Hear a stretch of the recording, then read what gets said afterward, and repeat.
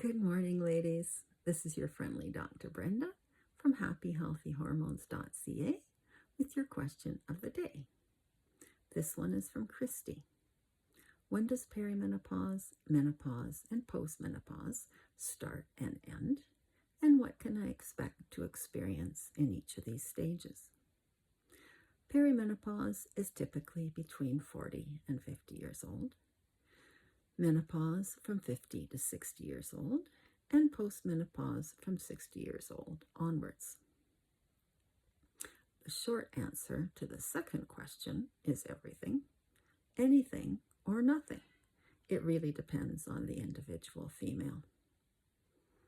However, I will go into more detail as I discuss each of these phases separately. Perimenopause can start as early as 35 years old. However, this is called premature ovarian failure because the ovaries are starting to decrease the amount of eggs being produced and released.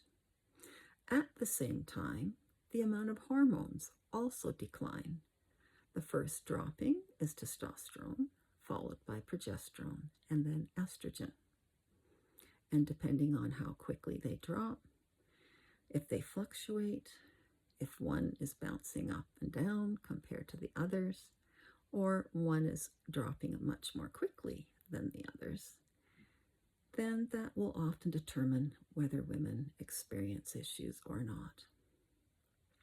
Also, most of our tissues, organs, and systems have estrogen receptors, and probably have progesterone and testosterone receptors as well, even though those haven't been studied. You can bet if there's estrogen receptors, there's probably progesterone and testosterone receptors as well.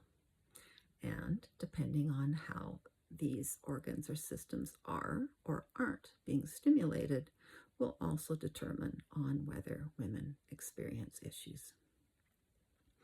I will talk about the main reasons women used to come in to see me, and then some of the others that were just as common, but that you don't hear about or read about as much.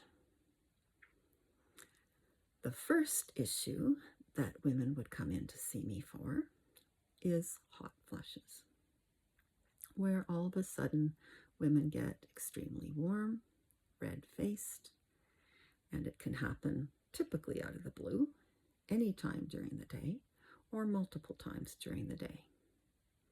If it happens at night, it will often wake a woman up, and if she has a tough time getting back to sleep, or if it happens at least 3 or 4 times a night, then it will certainly contribute to sleep instability. If there's one word that describes perimenopause, it's variability. And variability can occur in many forms. If your sleep is being disturbed, it will typically also decrease the amount of energy that you have, and as well as the amount of drive and determination. I mountain bike with a group of gals Wednesday night, and they often remark on the amount of energy, stamina, and endurance I have. I often assure them it's because I'm retired, so I don't have the typical work stressors. I sleep relatively consistently. I'm not raising young children and juggling schedules or trying to keep teenagers on track. And I'm not caregiving elderly parents because, unfortunately, my parents died at a very young age. So I have the energy to devote to all the types of things I love to do. With the lack of sleep, it will often influence mood stability to the point of a lot of mood swings, irritability, feeling down, or being a lot more sensitive. Another effect of lack of consistent sleep is certainly a lack of concentration, focus, cognitive thinking skills like decision making, and memory. The second biggest reason women used to seek help would be for their mid-abdominal weight gain. They would come into my office dismayed that even though they're maintaining the same amount of cardio fitness and eating the typical foods that they'd eaten in the past, they were all of a sudden gaining this weight around their middle that they couldn't seem to shift.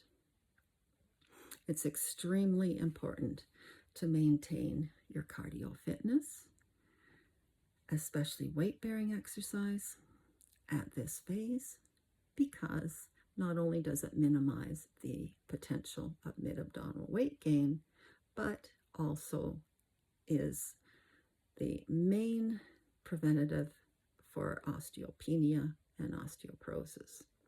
Research has shown women that have and do weight-bearing exercise in their 40s prevent osteopenia and osteoporosis as they age. The third main reason women came in to seek help was for heart irregularities, typically PVCs, which stands for preventricular contractions.